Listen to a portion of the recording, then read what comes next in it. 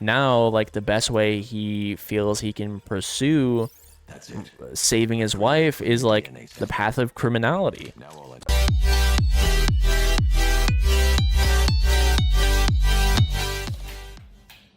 Right, and just to even like further elaborate on that, like you were saying, Mr. Freeze thing was like a total side thing that they added, and I feel like that's another brilliant thing about this is that it's the sum of its parts that makes this great. You know, like even if you didn't like the Jason Todd thing, which I think that's great. I think the main plot is great to this. There is so much side story stuff here that I think is all done brilliantly. Like, look at this, bro. Like the claw marks in the ground in the door, and her body is still here. Like this just happened. That's what this feels like. It almost feels like the event happened maybe a couple days ago, if not hours ago, right? Yeah, true. Like, we're not even talking about the hush stuff yet in this game, or... His wife? Your parents? What is it about dead relatives that turned you into a giant rodent?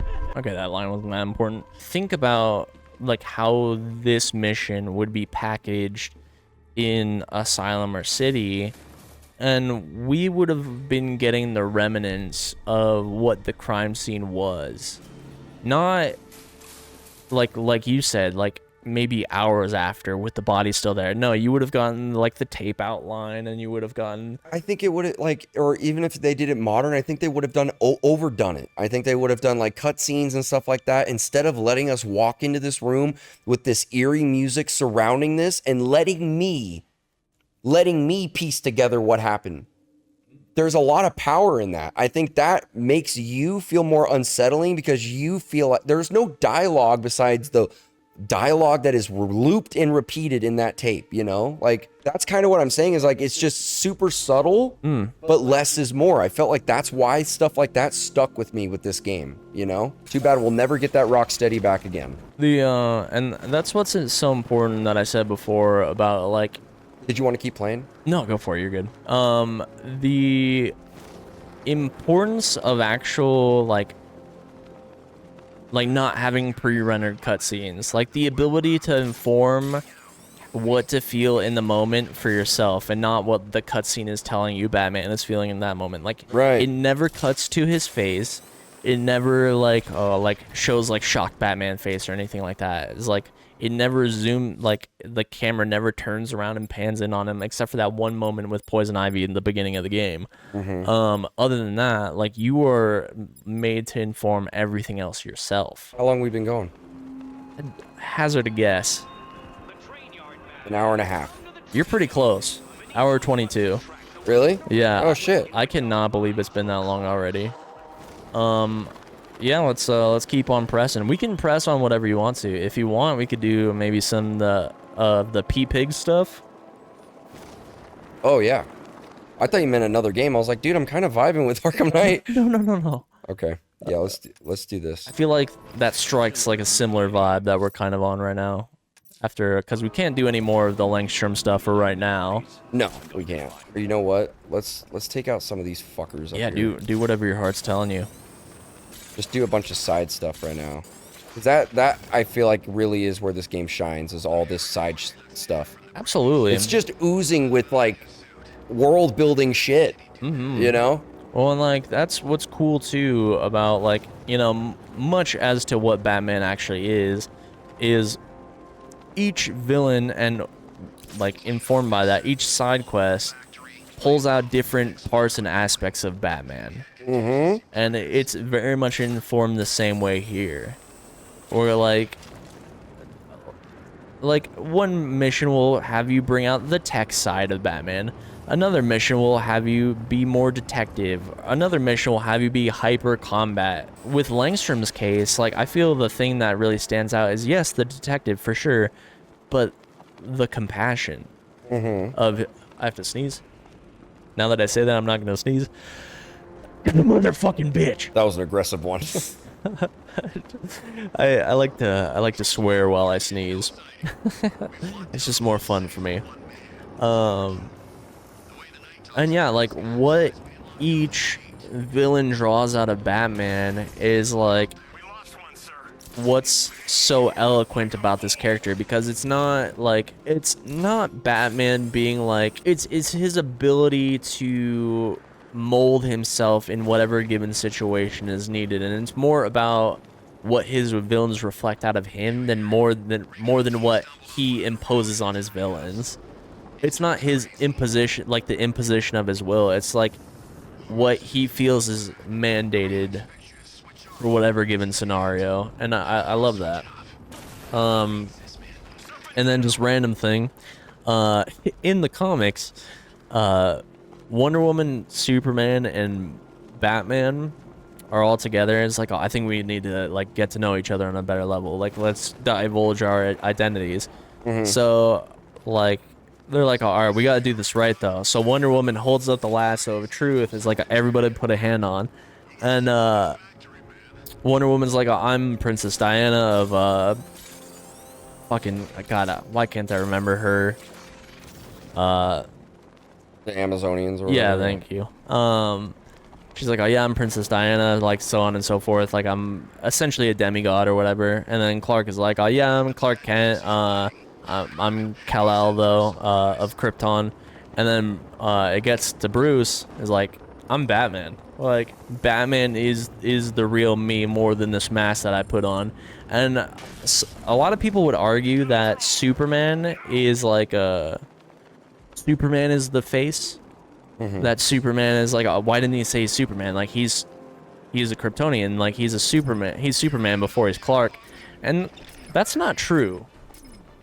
Because he had years of just believing he was an Earthling before he even got any like slight power. Like it wasn't until his like teenage years that he discovered he had any abilities. So he had like 13, 14, 15 years of just believing he is a human. So he is, yes, Clark Kent first. Superman is the disguise. There are iterations of Superman that transcend that, where he's just Superman full time. Right. But first and foremost, he is Clark. He is, and I think that's why it's super important, just to add to that, I think it's super important that they get with this new Superman movie all of that stuff in Smallville right. Like him, like basically his formative years, because I feel like that's detrimental to what gives Superman his humanity, right? It's all of that, those formative years that shape him to choose what kind of hero he wants to be, or choose what he wants to do with that godlike power, you know? It comes down to like, you know, Paul Kent and like his high school years and like what all of that meant to him, you know? yeah, him just being like very homegrown, like good morality. Like he doesn't do it for the sake of like the thrill or anything like that. He just does it down to like the fact that he's a good person, and just wants to do right.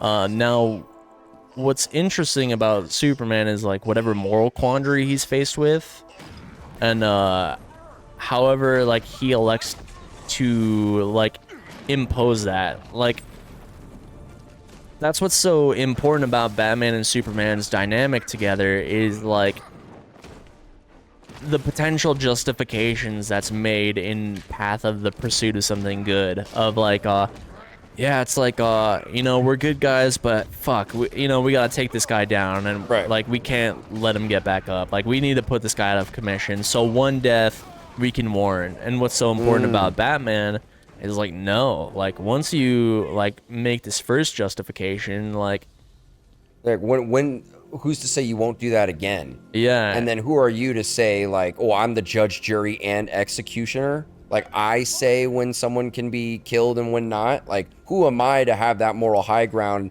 to justify a death? But that's what's so important about when we got introduced to the second season of Justice League with the whole Darkseid thing initially, where it's like Batman's like, I can't allow you to cross that line, because yeah, it seems like for the greater good right now, but you start like bridging these gaps of justification, and before you know, with your kind of power, that's a dangerous slippery slope. Absolutely.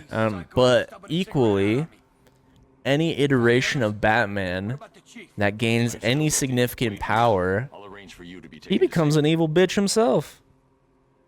Yeah, power corrupts, right? Yeah, absolutely. Like there's comic iterations where fucking Batman gains Superman's powers for like a day, and he becomes this evil fucking bitch. He gains access to like the Mobius chair to like overthrow Darkseid, becomes Darkseid's right-hand man, gains access to a Green Lantern ring.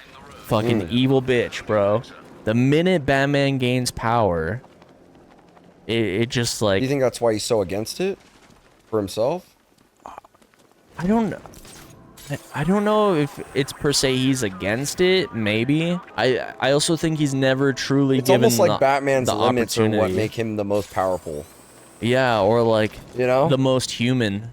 Yeah, but I guess like that's what like Bruce's power doesn't come from his powers. Bruce's power comes from, I guess, his Sheer morality, force of right? will. Yeah, and his will, morality and will. Yeah. And like initially, like Batman and the Flash are what keep the Justice League rather honest. And we watched an episode, I forget what the episode was called, but where we got like the dark variants of the Justice League, the Justice Lords. Yeah. And me, you, and Jason watched that together, which is fantastic 2 episodes. Yeah. And man, where was I going with this? God damn, dude, I did that, That was- flawlessly. that was good shit. Holy shit. Bro was tapped in. Bro, for I that. literally didn't get hit once. That was crazy.